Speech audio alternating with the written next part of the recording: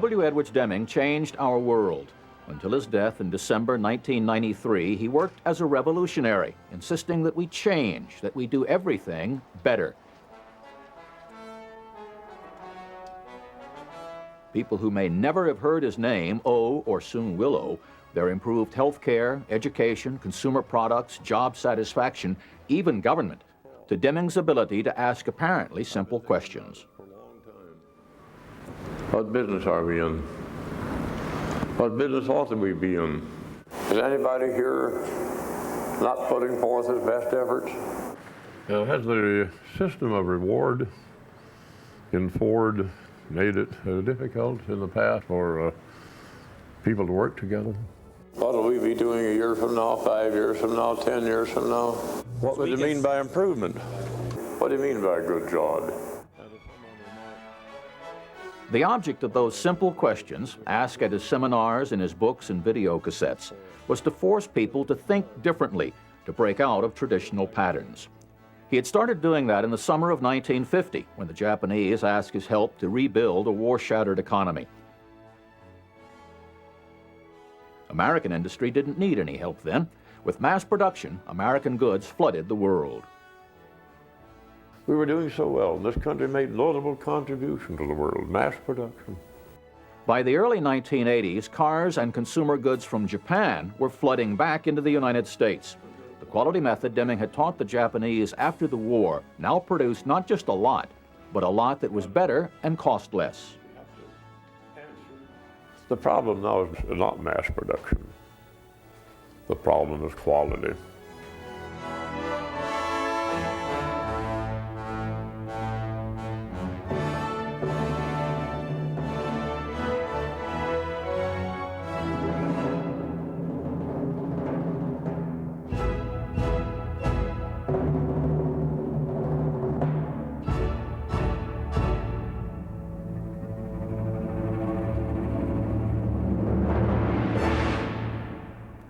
I'm Lloyd Dobbins. Don't let the word quality put you off. The word has no accepted meaning. Each of us gets to use his or her own definition, and there's the problem. An executive announces that his company now uses a quality management system.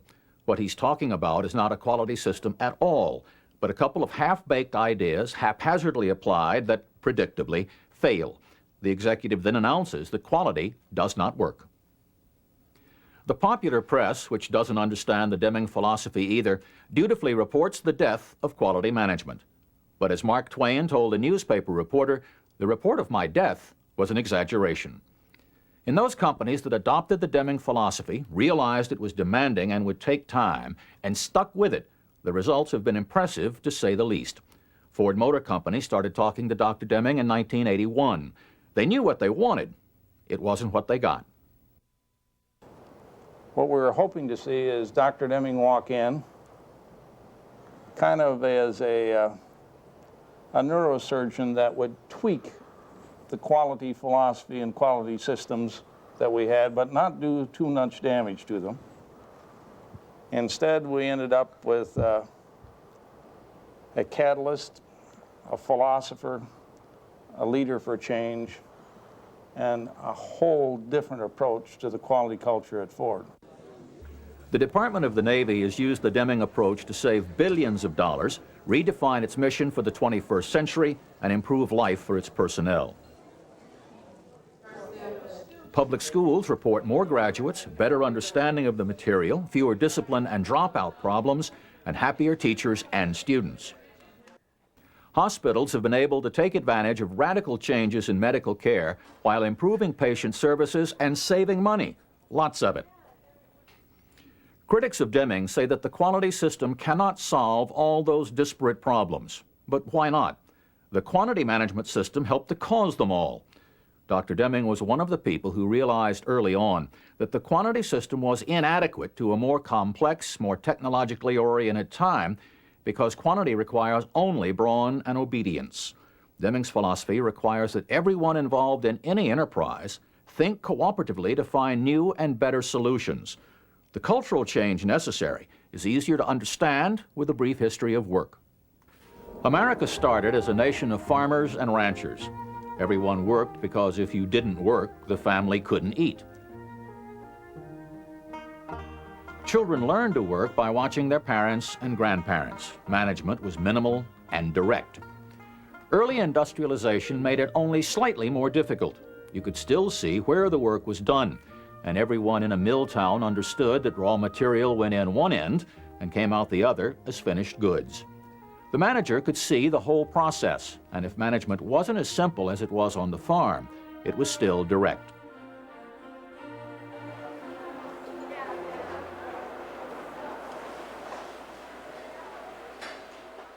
Modern corporations are increasingly complex and abstract. Zytec, a Deming company, is a world supplier of power supply units used in computers, medical devices, and telecommunications equipment. Unlike the farm or the mill where the job is obvious, the work here is not obvious. Only a few people in the plant can see the whole process, and all of the work is not necessarily done here anyway.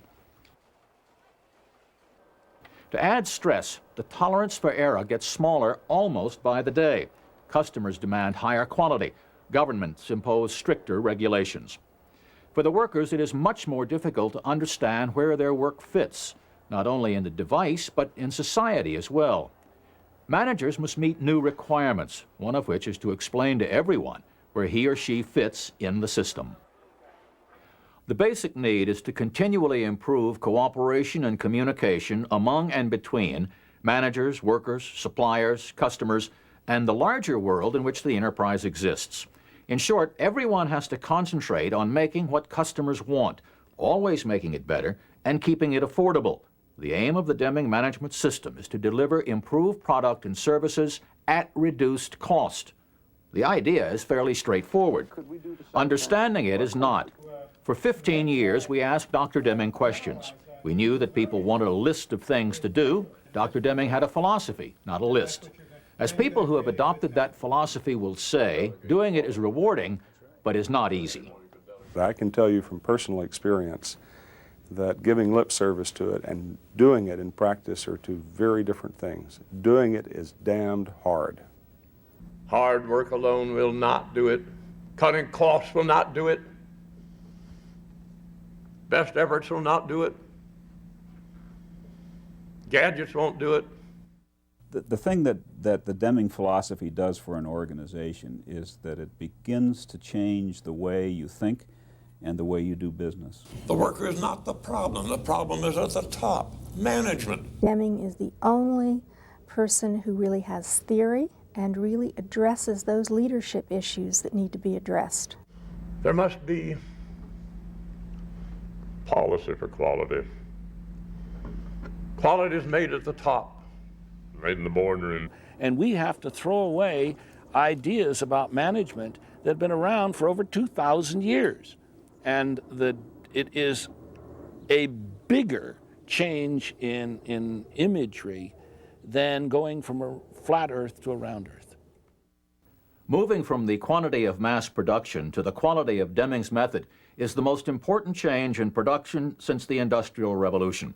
It is the first time since the invention of the steam engine that the person doing the work is more important than the machinery or technology being used. That causes a profound change in labor management relations, in the organization of work, and in the structure of management. Comes down to an optimum. Dr. Deming taught advanced courses in statistics and quality at New York and Columbia universities for almost 50 years. In 1991, U.S. News ran an article on 9 events or people who had changed the world. The earliest of the people was the Apostle Paul. Deming was the latest. It is only one of his several honors, including 18 honorary degrees. W. Edwards Deming. Yale is proud to confer upon you the degree of Doctor of Laws.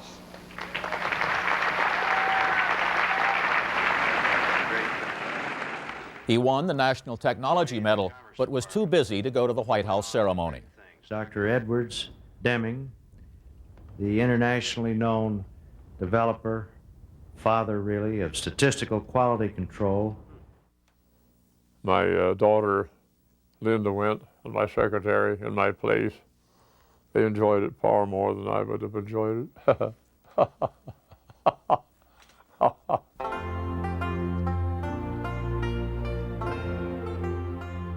Dr. Deming's personal and philosophical roots are in the American frontier, where he was raised. In those days, farmers cooperated to help each other build barns. Their wives worked together at quilting bees. That sense of working together is part of Dr. Deming's quality philosophy. He preached cooperation all his life, which started in Sioux City, Iowa in the final year of the 19th century. I was born in 1900. Incidentally, when I give a talk in England, I can assert that I am the only one present that lived in the reign of Queen Victoria. I've never been challenged on it. William Edwards Deming, oldest child of Pluma Irene Edwards and William Albert Deming, was born into a hard world. 10% of all babies died at birth, and another 16% died in the first year. Both figures are about 1% now. Of those who survived infancy, only about 78% would go to school at all. Most men would work as laborers or farmers, but not for long. Life expectancy in 1900 was 47 years. When Deming was a child, he moved to Wyoming with his parents and brother Robert. Sister Elizabeth was born there. People built tar paper shacks. Elizabeth was born in one. I think, well, all that people knew about was a freight car, and so they built houses along that style, about that size, and that was it. First 3 or 4 families, and then more, maybe eventually 100 or 2. Had a job in a hotel every morning, every night. Certain chores. They could bring in coal, wood, empty the boiler. I got $1.25 a week. I saved money. Sometimes that was about the only income that the family had. Always earned money. Sometimes it's pretty hard. I remember cutting railroad ties into firewood, 2 cents a cut. And when Ed had his graduation picture taken from high school, he had a new suit and everything fine, but here were his old shoes. He couldn't get any shoes in Powell to fit.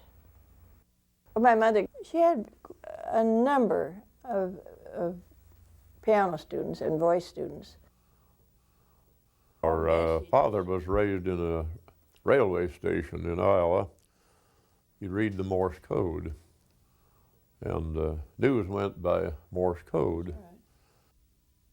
He came home in 1912, this was, told us about the Titanic.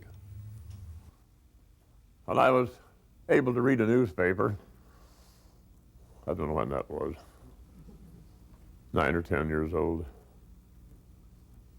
Make it 1910, make it a slow learner. 1910. There'd be whole pages paid for by the Great Western Sugar Company of Denver.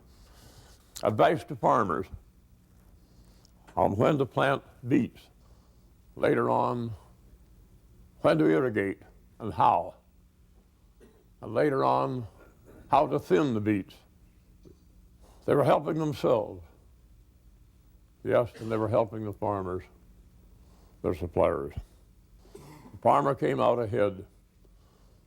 Great Western Sugar Company came out ahead. The company got more sugar from the beets because the farmer got a better crop from more scientific methods. To put it another way, each got more for less, which is the heart of the Deming quality method. While his contemporaries were working the farms, young Deming worked on any job he could get and saved all he could. He put himself through college and graduate school with the money he had saved. He studied engineering and mathematics and went to work in industry. I went to the Western Electric Company in Chicago, 1925.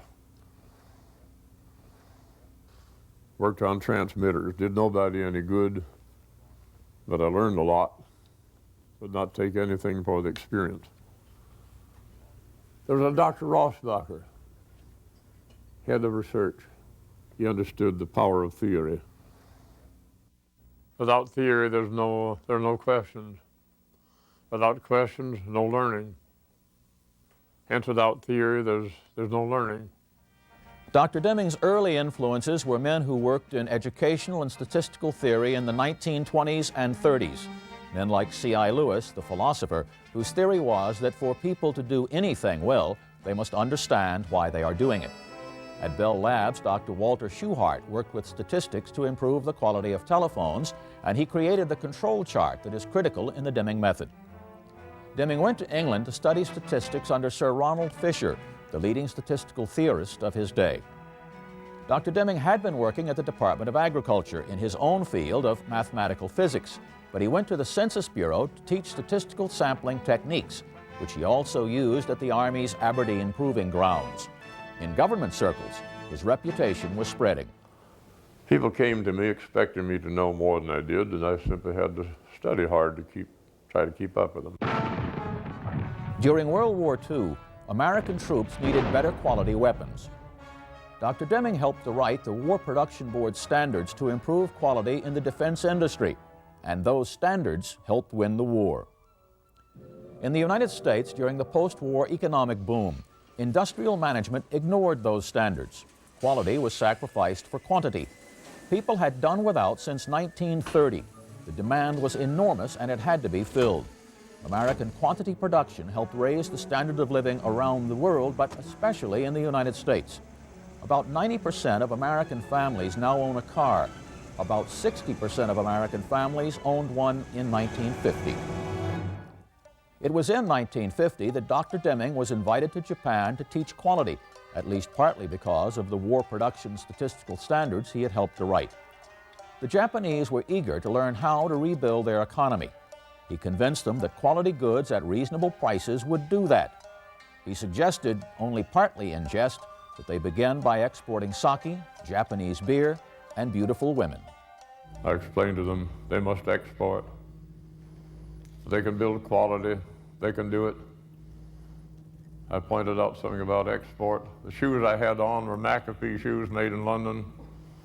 I pulled out my German camera and I put onto the blackboard this flow diagram. That flow diagram showed manufacturing as a system, not just bits and pieces. You have to see things as a system. Stuff comes in, materials, raw, partly finished, go in to manufacture. They're distributed. You have consumer research. So we have up here design of product and service and redesign. That will affect the materials that you buy, will affect processes, and will affect the product. Once you understand the system, you understand how it can be continuously improved with new information, new design, new material, and it works. He made a great contribution to the recovery of Japan's economy after the total war. His name equals quality control. We owe our company's turnaround to his teaching. And when I saw him today, it brought tears to my eyes. Every day I think about what he meant to us. Deming is the core of our management. Japan owes a great deal to him. What he taught the Japanese was to start with the customers. Find out what the customers want. Find out what they're unhappy about. In Japan, the Deming Prize, named in his honor, is awarded for excellence in quality production and statistical research. It is the highest industrial award in the country and is considered a great honor. One of the things Dr. Deming did in 1950 was to persuade Japan's 21 leading industrialists that quality exports were the future. Those 21 Japanese represented 80% of the country's capital. Imagine how many Americans it would take to duplicate that. Dr. Deming traveled around the world. He learned that quality starts at the top, Without the dedication and belief of the top person, no quality program can succeed. He was able to persuade the Japanese, but he has had less luck with Americans. Some American companies are adopting quality methods to satisfy more demanding customers in international competition. Modern transportation and communications have made the world one place.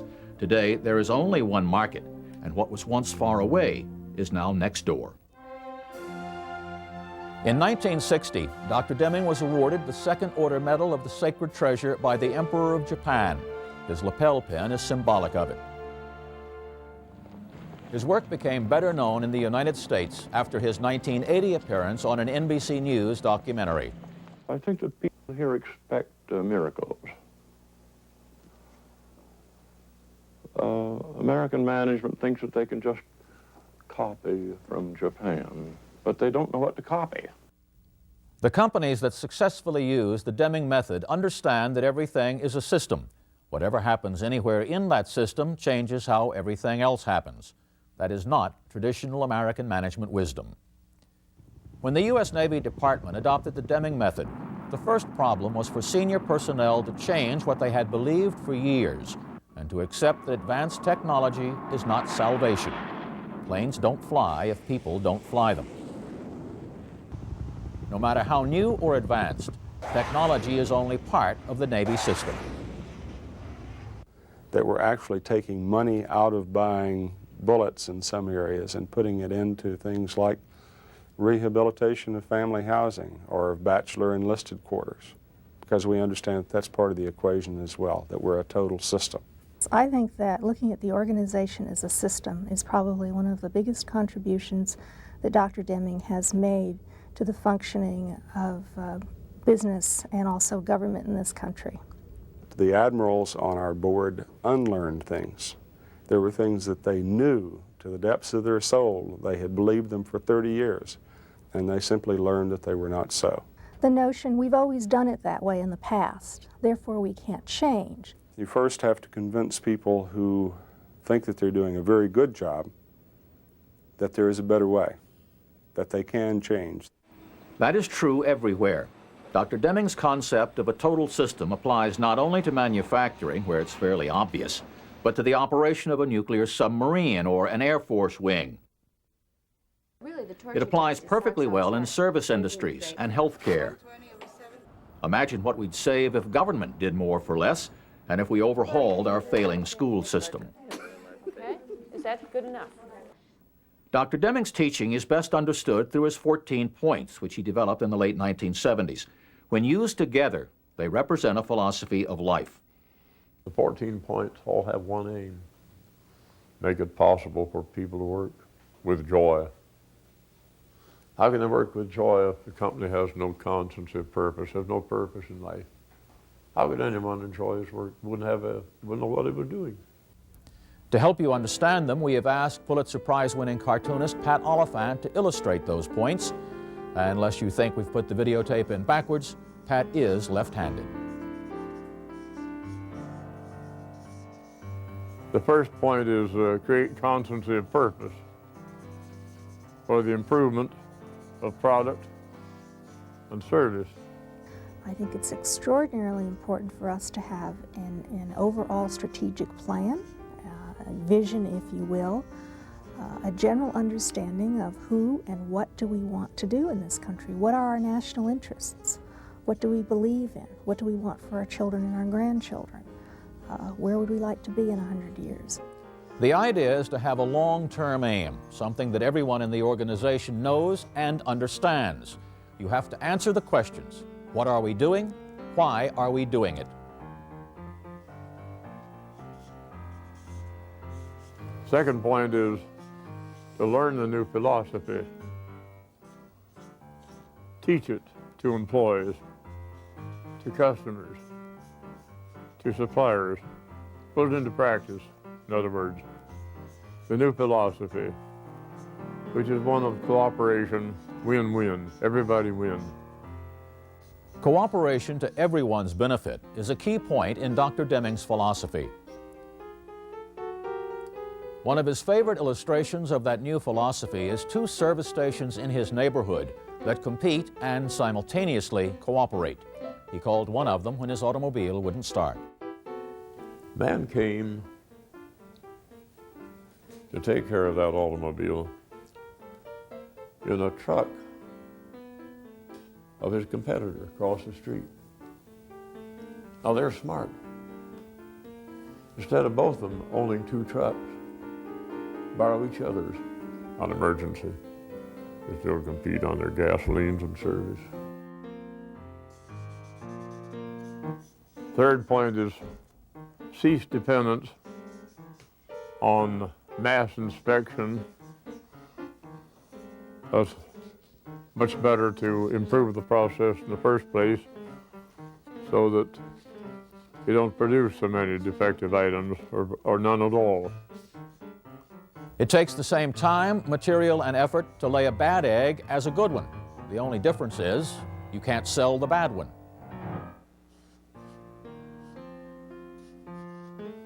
Fourth point is end the practice of awarding business on the basis of price tag alone. Instead, minimize total cost in the long run. That means one has to predict the cost of use of any product or service. Overall costs includes a whole lot of things, including the life cycle costs of something. That means everything from the purchase of it through the maintenance phase. The idea is to buy from a single supplier, always working with that supplier to increase his quality and decrease his cost so that he can help you do the same. Again, it's a win-win situation. The fifth point is to improve constantly every process for planning, production, service, whatever the activity is. It was continuous improvement that allowed the Japanese to create an advantage over the American industry. Never-ending improvement. All inventions exist because someone believed something could be done better. You must accept that nothing is ever good enough.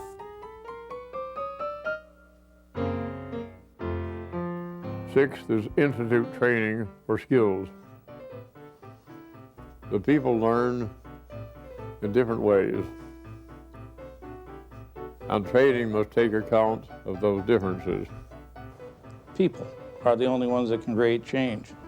People with more knowledge and them growing are the only ones that can create continuous improvement. Even those people with an apparent innate ability to do something well can be trained to do it better. Juggling for improvement, you might say.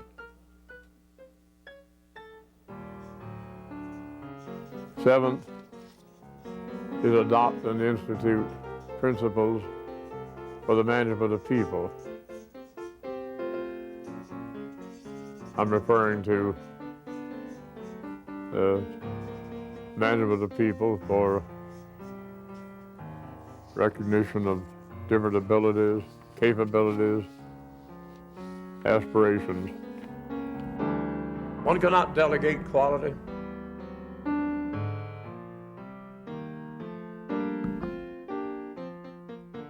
The president of a company may delegate quality to his plant managers. That's not a way to get quality. That's a road to failure. What is required is leadership, not supervision, leadership. Quality and ethics exist in those organizations where everyone is in tune and the most senior person will accept nothing less.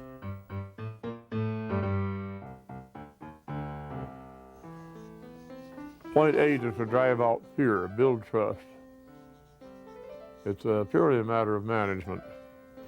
To lead a company focused on improvement requires a whole different sets of values and attitudes and relationships than leading an organization based on control.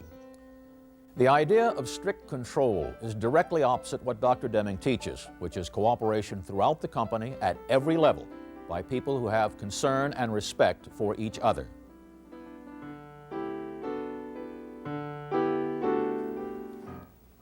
Ninth is break down barriers between staff areas. In other words, build a system Build a system within your own organization for win-win, everybody win. This means cooperation. It means abolishment of competition. Remember that everything is a system, and the system must be organized for the best possible performance, not by one part of the system or by one person, but by them all. The idea is not competition, but contribution. Every part of the system, every person in it, will win if the system wins.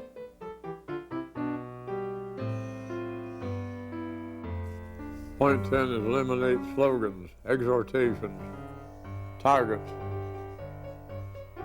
asking for 0 defects, new levels of productivity. Nonsense. You don't need a method. Why weren't you doing it last year? Only one possible answer, you were goofing off. Think of it this way. If a snappy slogan actually accomplished anything, advertising copywriters would rule the world.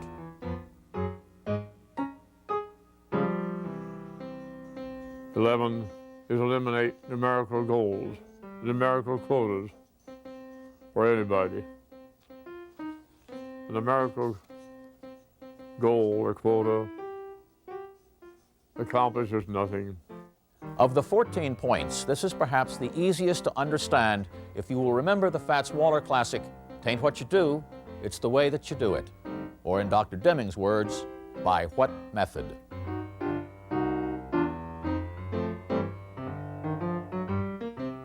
In my class at New York University, Christine, Dr. Deming, I work for an airline, information and reservations. My job is to give satisfaction to the caller and to make 25 calls per hour. Christine, said I, what is your job? You don't know what your job is. Is it to give satisfaction to the caller, or is it to make 25 calls per hour? Christine, you can do either one, but not both, except by coincidence, I would not expect. She said, I know it, that's why I bring it up. I don't have a job, I don't know what it is.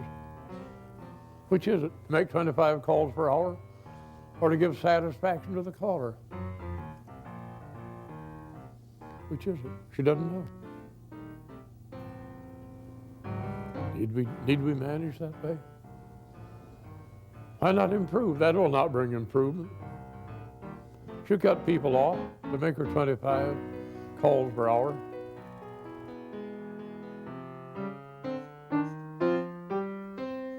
Twelfth point is remove barriers that rob people of joy in their work. This will mean abolish the annual rating or merit system, which ranks people, creates competition, conflict. What gives me the right to tell you that you're in the lower 25%? Does that make you feel good? Does that make you think you're going to do better in the future? I think probably it just makes you feel bad and you'd want to do something else. I do not grade my students. How can I know how somebody will do 10 years from now under economic, financial, psychological conditions that nobody can foretell? Nobody would dare to foretell. You cannot enjoy what you do if you are doing it only to beat someone else. If you cannot find joy in doing the job itself, you cannot contribute to a quality organization.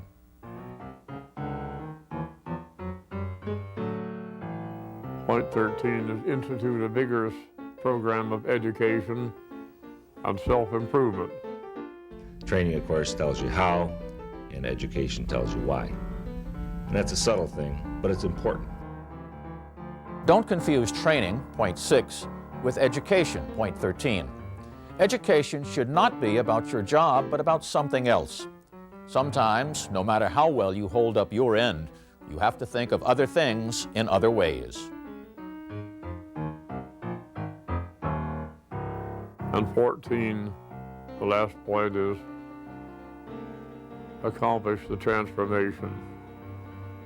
Let us continue to study the new philosophy develop a critical mass in your organization that will bring about the transformation.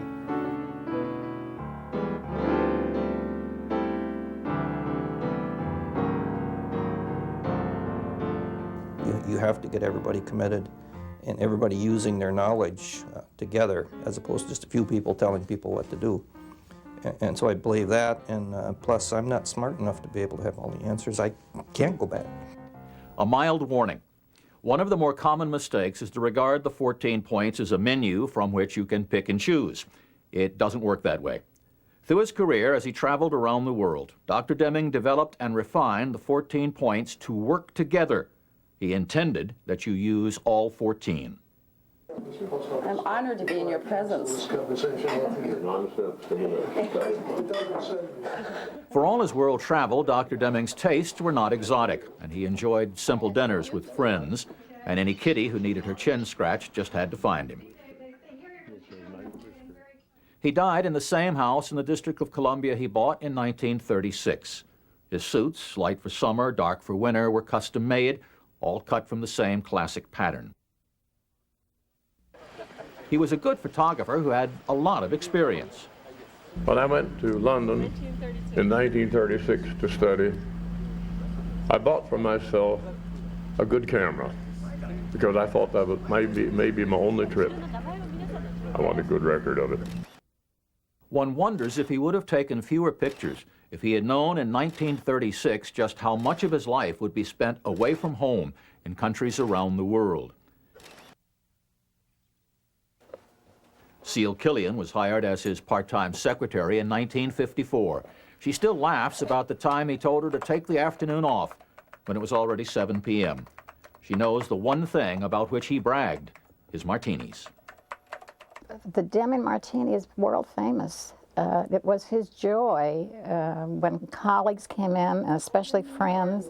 He would serve these Deming Martinis, and I think they were very strong. Everyone, everyone just loves it. He enjoys gin. Do you use vermouth? What? Did I say anything about vermouth? Okay.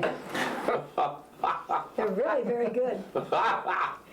He has invented for himself and for me an 8-day week. Truly incredible. At the airport, if he's waiting in line, he jots down these thoughts. Every day I make notes, tap something that I've never understood before, at least not as well. He is determined that his legacy will be to help the world in any way that he can. His late wife, Lola, liked to travel with him. 6 or 7 trips to Europe and 2 to Japan, including this one in 1960. They first worked together in research at the Department of Agriculture. She was a skilled mathematician and co-authored a couple of dozen highly technical research papers with him, first as Lola Shoup, then as Lola Deming. Even after the children were born, she continued to do his calculations for him. They were married 54 years and 84 days. She died in 1986, and Dr. Deming wrote a poem to her. This is part of it. A mighty gulf it is that separates me from her. Too deep it is to wade across, too wide to swim. Only God can carry me over it. But I can see across. I can see her. She waves to me. She loves me. When he was a little boy, he would draw random musical marks on pieces of paper, and his mother would pretend to play them on the piano.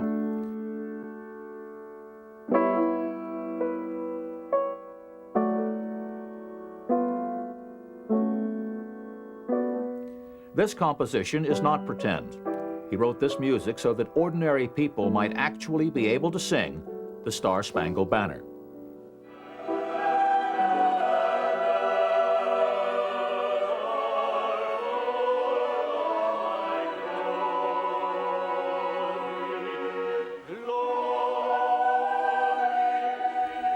He also composed liturgical masses. 2 of them were performed at St. Paul's Episcopal Church in Washington.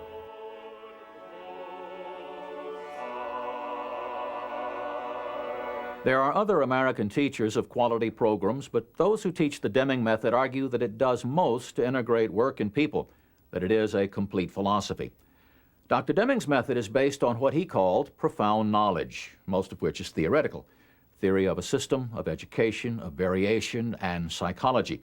The good news is you don't have to be an expert, you only have to be aware of them. But in a nation of people impatient to get everything done quickly, his method takes time, a lot of time. I thought we could really institute things quickly, that it would just be a matter of months before we could change policies and change attitudes. Not so. It takes years. It takes a long time to work it out, to be sure, decades. But one can see results in a few years, some results, more and more as time goes on. You got to keep doing it. You just have to make a commitment. You can't go to church only on Easter and Christmas. Well, my time is up. I got off the platform. Dr. Deming taught 4-day seminars to show why a quality system required a complete personal and corporate transformation, the word he used. His early seminars attracted only a handful of students, but as his recognition grew, so did the seminars. They always ended like this, and once was not enough.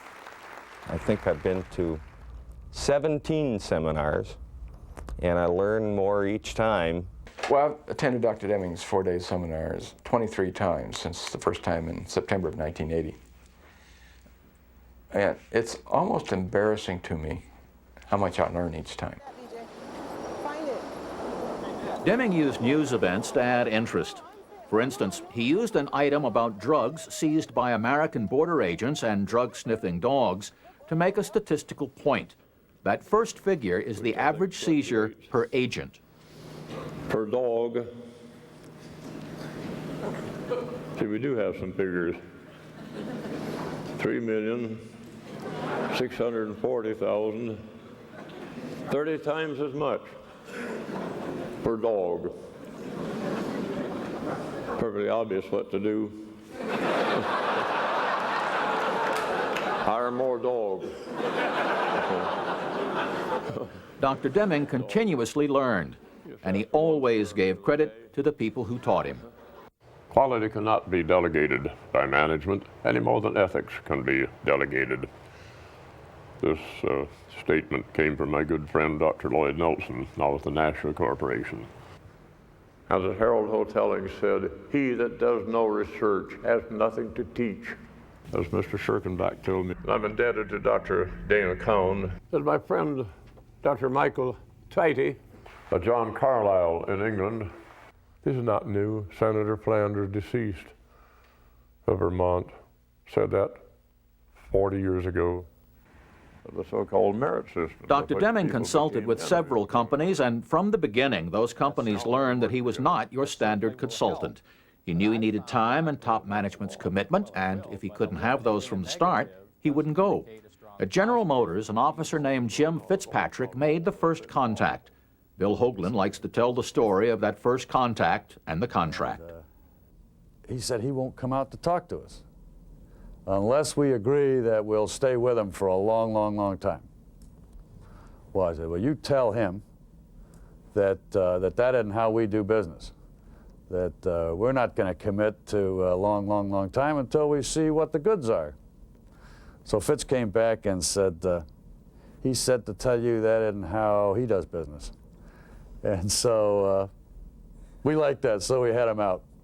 This is the contract Dr. Deming wanted. Contractual relationship. I will bill you from time to time based on my belief of your commitment to my principles. I don't know what the purchase order read like, but that's about what the contractual arrangement is. He has trust in his clients if they have trust in him. Trust is an important element of the Deming method. Workers must trust the managers, and managers must trust the workers. Given the history of labor management relations in the United States, that can be hard to do. We have come to recognize a number of Western beliefs that get in the way of adopting Dr. Deming's philosophy. From our earliest days, we are taught to compete, to push against each other for a grade or a trophy or a promotion. We are not taught to cooperate, to work together toward a mutually beneficial end. Managers have to make cooperation possible, but cooperation by itself is not motivation, which is also necessary. Managers have to learn that if everyone is making a living wage, appeals to greed or competition will probably work briefly, but not well. Different people are motivated by different things at different times, and almost all those motivations are internal. With the Deming method, you appeal to their talent, their pride, their desire to do the work a bit better. The result is a group of workers who will cooperate with each other, but compete with themselves. Another belief we accept is that for one person to win, everyone else must lose. That isn't true and never has been. Everyone can win, and in the Deming philosophy, everyone does. We have been brought up to suppose that competition means if I got a bigger piece of pie, I took it off of your piece of pie. Zero-sum game. I win, you lose. That's not good. There's a better way. That's to work together, make the pie bigger, then compete. We have also been taught that the way to get ahead is to please the boss, and in quantity manufacturing, that's true. In quality, however, the person to please is the customer, and everyone has to work together to do it. That you as an employee, it's important for you not to please your boss. It's important for you to please your customer, and that change requires a profound change of mind in our organizations. It's very, very difficult. One of the Western world's most sincere beliefs is that whenever something goes wrong, someone is to blame. But what's wrong is not the worker, it's the system. The red bead experiment proves that. At his seminars, Dr. Deming selects workers from the audience to produce white beads at his make-believe factory. He uses standard American management techniques, including firing those workers who get too many red beads from the container. No matter how hard the workers try, the system won't allow them to produce only white beads. The red beads show that performance does not come from the individual. It comes mostly from the system that he works in, or lack of a system, by the environment that he works in. That determines quality of output, results, more than anything. If there is a problem, 90% of the time it's the work process that you're using that's the problem. It's not a people problem. Managers who don't understand that variation exists everywhere, in people and things, usually wind up tampering with processes and generally making things worse. Then they look for someone to blame, but we've already been through that. The system is responsible for most of what happens, and the system is capricious. It will affect anybody in different ways from one month to another, from one year to another. Which is one reason you need continuous improvement. We like to believe that the job can be finished. But it can't be finished. It can only be improved to please the customer more. Every time we step up the plate, we want to swing for the fence. We want to hit a home run. And in the Deming theory, it's a process of continuous improvement. Little by little, better and better. And we don't change overnight. We learned from Frederick W. Taylor and his principles of scientific management that the way to do things better was to break anything into its smallest component parts. Good for quantity. But for quality, you have to think of the system as a whole, finding ways to make all the parts work in harmony. It is the same concept behind the idea that the weakest link determines the strength of the chain. Under a quantity system, you can only get what you inspect. In quality, if the system is working as a whole, you'll get what the group expects. In the new economic age, success is measured by long-term results. Success is no longer a matter of swallowing up other companies or showing a huge quarterly profit. And one more thing holds us back. When we graduate from school, particularly from an advanced college course, we think of ourselves as educated. We would be much better served if all diplomas and degrees were renamed learner's permits. What we face in the future will require lifelong learning, personal continuous improvement. Many of the organizations with which Dr. Deming consulted eventually dedicated a room or a plaque to him, from which he took a certain self-effacing pleasure. With honors like this, I know how the dog felt. A woman entered her dog in the Philadelphia Dog Show year after year, never took a prize. A friend of hers said to her, "Oh, why do you enter continually, year after year, that dog? You'll never take a prize." "No, yes, I know that. But it gives him a chance to associate with some good dogs."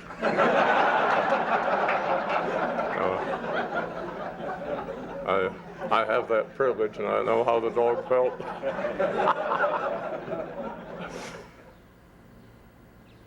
People wrote to tell Dr. Deming how their lives had changed, and he liked that. The world, he said, is made of people, and they have the right to self-esteem and joy. After taking his seminar, one woman wrote about her marriage. She wrote a letter to me. She said that she and her husband had had a hard time. Their marriage went from rough and rocky to rougher and rockier, teetering. Each one trying to outdo the other one, each blaming the other for everything. She took my seminar, learned about cooperation, win-win. Each one making a contribution to the system. Once one understands what he's talking about, that the truths are so self-evident that it's almost impossible to reject. She taught it to him. She learned more, of course, by talking with him. They thought about it, learned about it, worked on it, and they've straightened things up. I think Dr. Deming has helped all of us find a way to accomplish what we wanted to accomplish. She's very happy about it. And she asked this question at the end of her letter: who would wish to be married to a loser? They worked it out on a win-win basis. Both come out ahead. That's my philosophy, both win. Once this thing has got hold of you, it doesn't turn you loose. Would you wish to do business with a loser? No. No. You wish to do business with people that win, where everybody wins. We live now in a vastly different world than the one into which W. Edwards Deming was born. That same year, 1900, Kodak produced the popular and inexpensive Box Brownie still camera. We use handheld video camcorders to take electronic movies. In 1904, George Parker patented the first refillable ink pen. We write with computers and laser printers. In 1903, the Wright brothers kept their plane aloft for an incredible 59 seconds. Now crews of American astronauts routinely live in space for a week at a time. During all those years, we have struggled to make work more productive with better technology, and we have succeeded. However, to get that mechanical efficiency, we have all but destroyed people's pride in what they do. What Dr. Deming taught was that we must be much more productive if we are to prosper in the new world economy by using cooperation, continuous improvement, and better information. We must produce better goods and services at less cost. While we do that, he wanted us to be pleased with ourselves, professionally and personally satisfied. No matter what we do, he wanted all of us to win. Tain't what you do, it's the way that you do it. Tain't what you do, it's the way that you do it. Tain't what you do, it's the way that you do it. that's what gets results. Tain't what you do, it's the time that you do it. Tain't what you do, it's the time that you do it. Tain't what you do.